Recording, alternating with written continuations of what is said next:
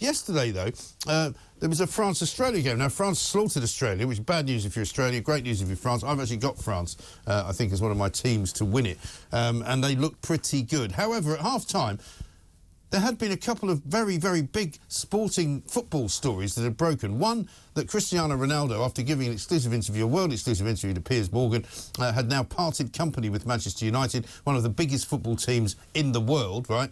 It then transpired, about an hour later, just in time for the half-time conversation, that the Glazers, the owners of Manchester United, might be willing to sell the club. So you might have thought that if you were presenting Match of the Day, which is ostensibly a football show, presented from Qatar by Gary Lineker, that they would have talked about Cristiano Ronaldo, who happens to be in Qatar playing as captain of the Portuguese team, and Manchester United, one of the biggest teams in the world, possibly being sold. But they didn't. Do you know why? Because they'd already had a specific programme of events. What they wanted to do instead was show a film about a climate scientist and an environmental campaigner talking about carbon neutrality, because suddenly somebody at the BBC has woken up.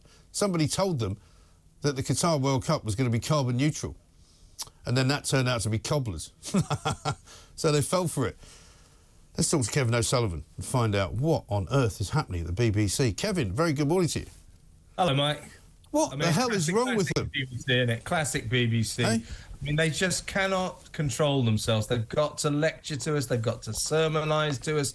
I mean, they kicked off their coverage of the World Cup with every single presenter, Gary Lineker, Alex Scott, and all the rest of them, just sermonising to us, telling us how they're caught in a moral dilemma. The football's important, but, you know, Qatar's a terrible country and we're going to wear the armband. Oh, look, here's Alex Scott wearing the armband. Oh, well, now we've had enough of homophobia. Let's move on to climate change. Yes. Let's lecture the audience about climate change.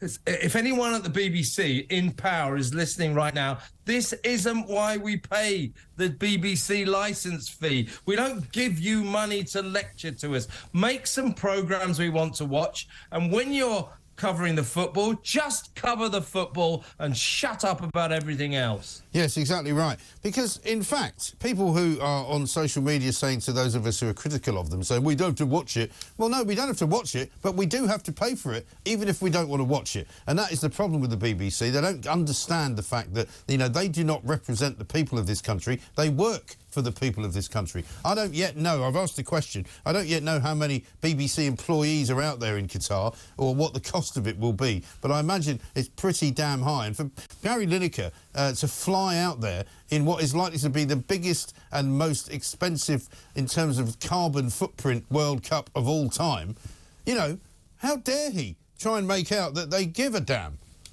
Yeah, well, I mean, why have they got to do this? I mean, never. The BBC is getting worse and worse and worse on this level, insofar as it has always been a kind of a closed bubble, an insular bubble of people from North London who work in the West End at the BBC HQ, and they're all guilty of total groupthink. You know, they were massive Remainers. Yeah. Now they're massive climate change obsessives.